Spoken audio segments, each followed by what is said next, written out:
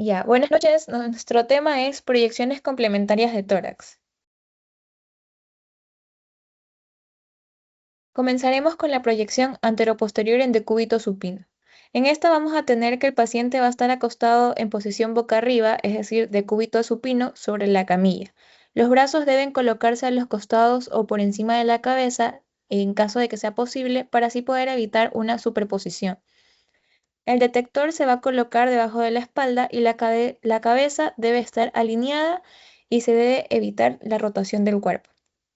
En cuanto a la dirección del rayo y el centrado, el rayo va a estar de manera perpendicular al plano del detector.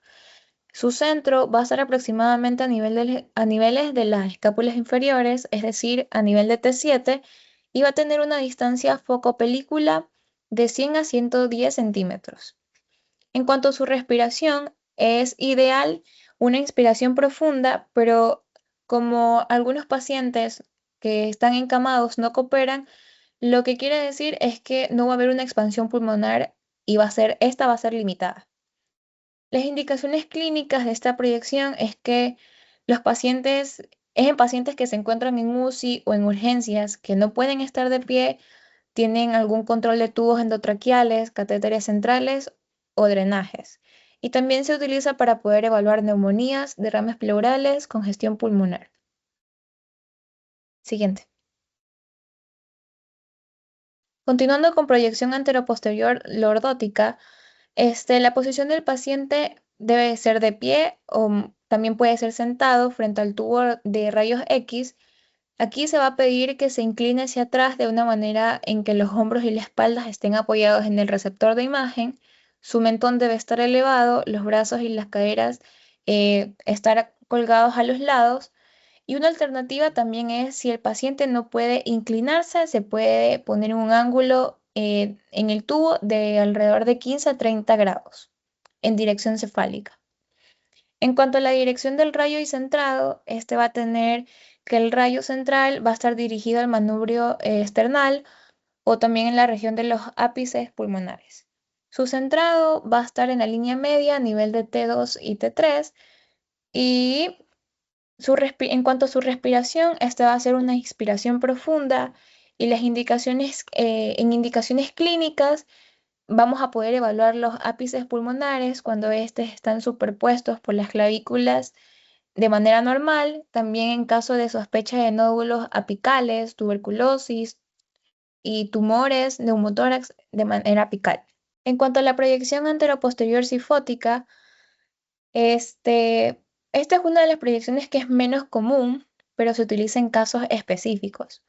La posición del paciente es un paciente de pie o también puede ser sentado con una inclinación hacia adelante, como se lo observa en la primera imagen, con el tubo ángulo hacia el caudal, hacia los pies, y también esta es similar a la posición lordótica, pero en dirección opuesta.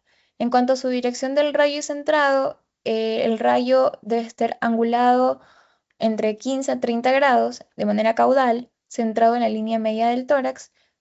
Debe tener el paciente una inspiración profunda.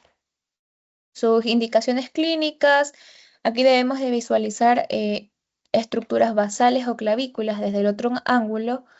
También se puede utilizar para estudios comparativos en pacientes con deformidades torácicas y también para poder ajustar una proyección en pacientes con posición corporal limitada.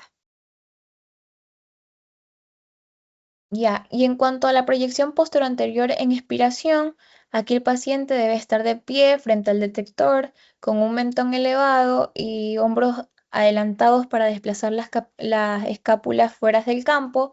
La posición igual a posterior estándar, pero con expiración completa. Su dirección del rayo y centrado, aquí vamos a tener que el rayo va a estar de manera perpendicular al detector, un centrado a nivel de T7. La respiración, aquí se le pide al paciente que exhale todo el aire y mantenga la respiración en expiración. Las indicaciones, aquí vamos a tener la detección de pequeños neumotórax. Aquí el pulmón se puede colapsar ligeramente y el aire libre se hace más visible. Se evalúa una movilidad diafragmática, se puede identificar atrapamiento aéreo en asma o en bronquiolitis y vamos a tener una comparación con proyección en inspiración. Bueno, a pesar de que existen modalidades avanzadas como la tomografía y la resonancia, la radiografía simple permanece como primera línea, dado que es accesible, de bajo costo y con dosis de radiación controlada. El objetivo es claro y pragmático, que es básicamente dominar la indicación y ejecución para maximizar el rendimiento diagnóstico y evitar estudios innecesarios. Vamos a revisar las parrillas costales y el mediastino, la serie ósea con parámetros optimizados, técnicas especiales, como ya fue mencionado en inspiración, expiración de cúbito y lordótica. Y por último vamos a cerrar con errores técnicos y frecuentes.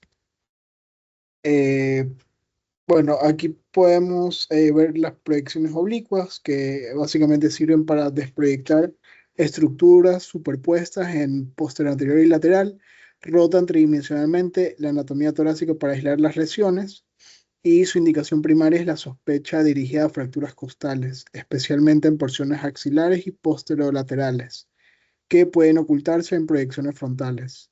La regla práctica es básicamente que las oblicuas se nombran por la superficie más cercana al receptor.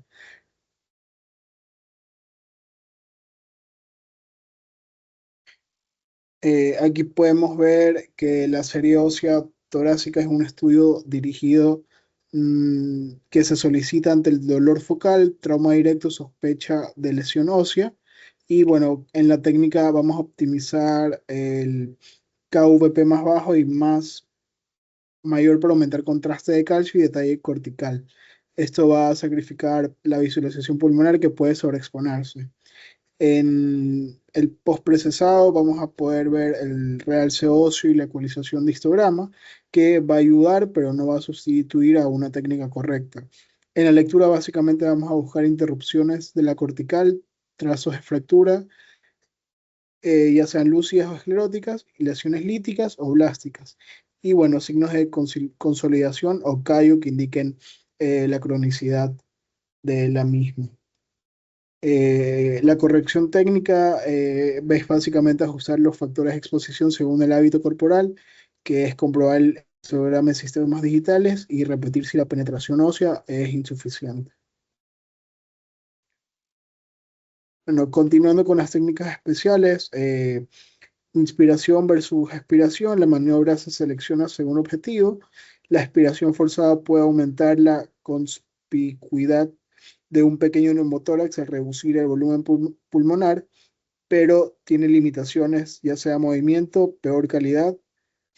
Emplea la expiración, se va a usar selectivamente cuando la posterior anteriores es negativa y el paciente coopera. Si la sospecha clínica es alta y la radiografía sigue sin aclarar, se va a tener que escalar a una tomografía computarizada. El decúbito lateral es con una horizontal. Esta es la técnica de elección para derrames libres. En esta proyección se visualizan desde volúmenes pequeños que oscilan entre los 50 y 75 ml. En postero anterior se va a requerir volúmenes mayores de 175 a 200 ml para blunting. La vista lordótica va a exponer los ápices desplazando clavículas hacia superior y va a permitir evaluar lesiones apicales como el tumor de Pancoast.